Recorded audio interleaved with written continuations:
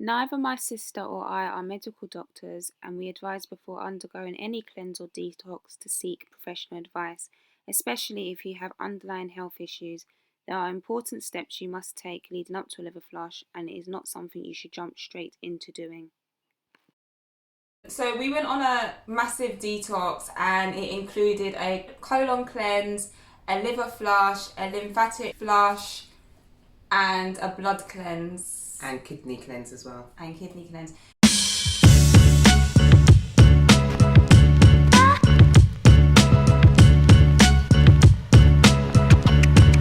Hi, you're watching Home XOX, and today I've got my lovely sister on my channel. Now, she is a naturopathic nutritional therapist, and she's where I get a lot of my information from. So, do you want to introduce yourself?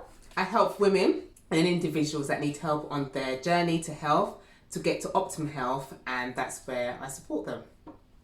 Okay, so last month, March 2020, me, my two sisters and my mum, we all done a thorough detox. Actually started in February, 19th of Feb. Was it February? Mm-hmm. Okay. So we went on a massive detox and it included a colon cleanse, a liver flush, a lymphatic flush, and a blood cleanse. And kidney cleanse as well. And kidney cleanse. So I went raw vegan, 100% raw vegan in February. Yeah. Next week is going to be 90 days. Me and my partner's been raw vegan. So on top of cleansing that way, I've also been detoxing. So I've come to you because I want to speak a little bit about the liver, kidney and gallbladder flush, because I've learned so much over the few months, and especially when it comes to liver health and liver function, and I just want this to be a video where you can come on and just get a bit more clarification and knowledge on what the liver is all about. As my sister said, that she was doing raw vegan, and my thing from the beginning of the year was to cut out meat, but as of the 19th of February, I became vegan during this time of cleansing. So basically just taking any animal products out of my diet, so the process would be a lot more easier. So first of all, let's talk about the functions of the liver. The function of the liver is to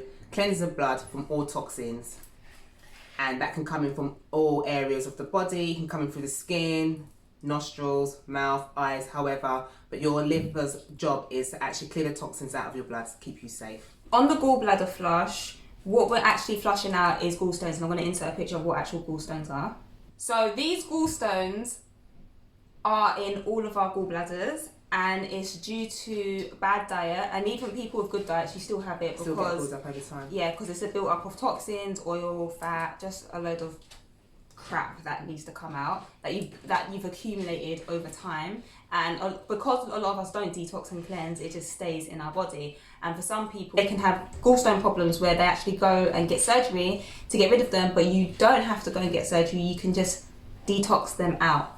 So the problem with having too much gallstones in your gallbladder is that it blocks up the bile ducts. Now the bile ducts produces bile, and the function of this is to digest your food and also to take out the toxins out of your blood. So over time, if you have poor digestion, you won't get as much nutrients from your food. Katrina, how was your experience on your liver flush? I mean, this wasn't your first time, was it? No, I've previously done a liver flush about 10 years ago. I had brilliant results from that, gained loads of energy, and I did always mean to do it again, but it never happened because life gets in the way. So I've done it recently, which was last month that I did it. So do you want me to talk through the process? Go on, what was the process? Okay, so 5 days, well, prior to that, as we said before, we was doing like the vegan diet, eating clean, we did a juice cleanse.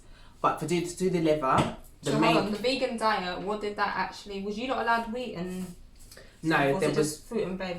fruit, veg, no gluten was allowed either. So No just wheat or no gluten. inflammatory foods? No, so it's all anti-inflammatory. But you was allowed to have cooked fruit and veg? Obviously I done it raw because I was on raw, but you had cooked. We was allowed to cook food, but during that time we was actually asked to make sure we have a litre of green juice per day as well. Okay. So I used to try and get mine in the morning. I found it easier to start the day with my green juice and then have my meals during the day as well. 5 days prior to doing this, you have to increase your amount of apples that you take. So you can take this through apple juice, which is what I had from green apples, because you have to increase the amount of malic acid into your diet that's going to help release the stones from your gallbladder. Yeah, so I had a litre of green juice every single day during the 5 days leading up to it. Bearing in mind I was still able to eat as well, so yeah. And then after that, so we had to take the apple juice 4 days leading up to the flush, and then on the 4th day we wasn't allowed to eat anything past 1 o'clock. Past 1 o'clock, yeah. I had to make up a mixture of Epsom salt and water, and we had to take our first dosage, which was 1 cup of the mixture at 6 o'clock, and then we took a second dose at quarter to 8, and then the third dose was at 10 o'clock. But we had to have that with we did have no. It was, yeah. So at 10 o'clock, that is when we had the olive oil, and I had mine with orange juice. Did you have? I had mine with grapefruit. That's what it said on the instructions. So. Yeah, so you can do grapefruit, lemon, but I did read up that you can use any citrus fruit, so I used orange. And how was that? How did you find taking the olive oil? Because a lot of people, this makes them puke up. With the olive oil and the orange, I actually enjoyed it, funny enough, because the first time I did it, I used lemon, but I had like 3 times the amount of olive oil the first time round, where this was a smaller amount. So when I drank it, it was actually doable, and I thought, actually, this is okay. I was cool with it. Yeah, I was the same, like, because I had been fasting prior, that was a nice drink for me, so I liked it. But I've never had a problem with taking olive oil before. I don't mind taking oil, it's fine. So yeah, so we took that, and then we had to go straight to bed, couldn't do anything, and lie on our right side. Right side, yeah. With our right leg up. No, if you're on your right side, so it'd be left leg up. Left leg, which is fine for me because that's how I sleep anyway. And then wait till the morning. Now, the next morning is when you're supposed to release all those gallstones, but I started releasing mine that same night, but because this was the first time I'd done this cleanse, so I didn't actually realise at the time that it was coming out. So the next morning when it came out, and I actually done it in a bowl, I don't know, should I insert the picture? Yeah, because I've got mine as well. But you forgot that the next morning we still had to have another dosage of Epsom salt Yes. at 6 a.m. Yeah. And did we have to do one at 8 a.m. as well? No, that's it, because it was 4 together, 4 cups. Yeah. So that was the next one. I didn't get up during the night to go to the toilet. Once I slept, I was out for the night, so I was good. Yeah, so I released some stones before I went to sleep, and then I released some more in the morning. Again, when I started releasing in the morning, I didn't actually realise it was. I don't know what I was expecting. I know they said that it's not painful, but I don't know. I just think I expected something different, and then I decided to do it in a bowl, and I was like, oh wow, this is what it looks like. And I put my gloves on. I had a little play with it. But again, it was quite soft. It was like a pea. It was like the size of a pea. It was green like a pea, and it was the texture of a pea. So I was actually expecting like hard stones. So you can get 2 different colours. Yeah, so you've got the green ones, which are the more newer ones, and then you've got the white ones that are calcified ones. So when you go to the toilet, those are the ones that actually sink to the bottom of the toilet. So if you want to see them, you need to get your gloves in and scoop them up. Yeah, I didn't do that. That's long. But I do that. Yeah. So those were the stones. As I said, we done a full body cleanse, and that include the colon, the liver, the kidney, gallbladder, the lymph, and that was the main things. And then we did cleanse the blood as well afterwards. And the blood. So prior to the liver flush, we done the colon, and that was really important because. Do you want to explain why? Yeah.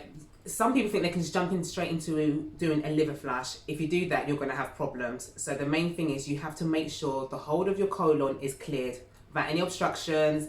If you've had any constipation, anything like that, your stones are going to get lodged on the way down,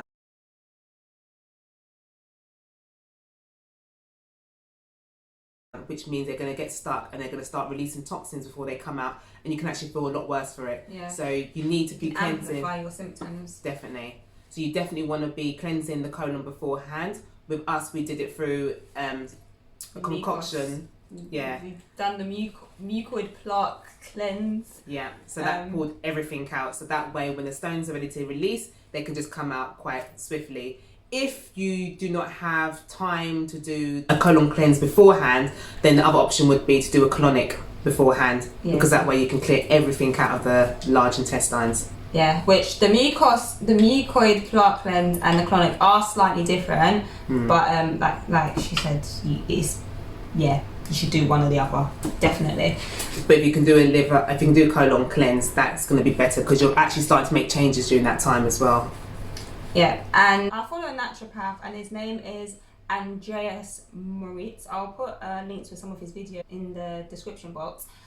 But he also made it very clear that it's important to also clean your colon after the liver flush as well, because sometimes the stones can get trapped in your colon and they're not all released. But if you can't have a colonic, then enema would also be good. So enema is similar to a colonic, but it only cleans the end part of your rectum. It doesn't go as far up as a colonic irrigation, but it's still good. It was very important to take some herbs after the flush, and these kind of herbs help with the liver function. So what kind of herbs would you recommend us take after a liver flush, or just to help with good liver function anyway? The main one I always recommend is dandelion, dried dandelion, dandelion tea, dandelion root. And bitters you can take, aloe vera, they're all good for the liver. Anything that's bitter the better, works for the liver. And there's foods that you can take to help with the liver as well, which is like your cruciferous vegetables, which can be cauliflower, Brussels sprouts, broccoli, yeah, and kale. So we were told to take corn silk. Corn silk, yeah. Which is basically the husk of a corn on the cob. Stuff, the hair, hairy stuff. Yeah, we didn't even know that's what it was, but yeah, that's what it is. And that actually supports your liver? Kidneys. Okay. And then added to the concoction was parsley that we added to it, and ginger. And lime? No, just ginger. But apparently the ginger is the one that actually makes the corn silk do its business. So it's kind of like enhances its properties. Yeah. Well, thank you, Katrina, for coming on to Kayomi XOX today. And if any of you feel like you'd like to do a liver flush, or think you're suffering from symptoms and not quite sure, so I'm going to leave a list of symptoms you may be experiencing due to poor liver function on the screen.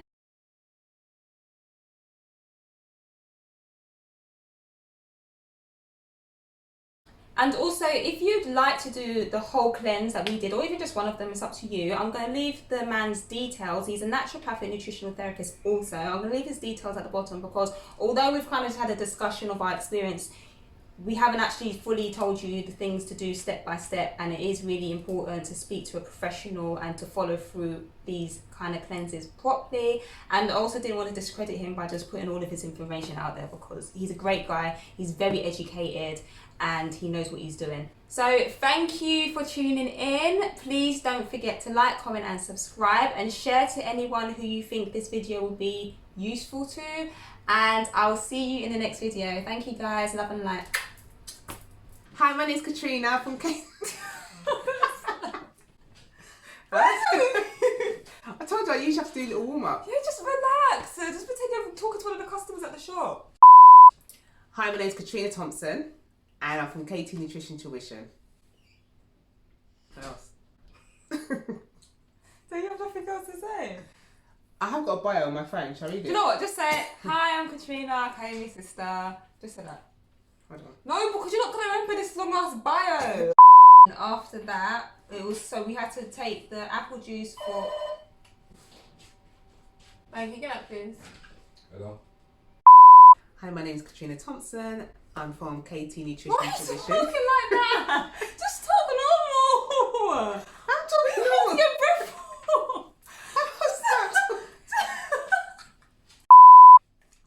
Hi, you're watching Kayomi XOX, and today I've got my... Okay. Why? I'll fix my clothes. It's not that deep.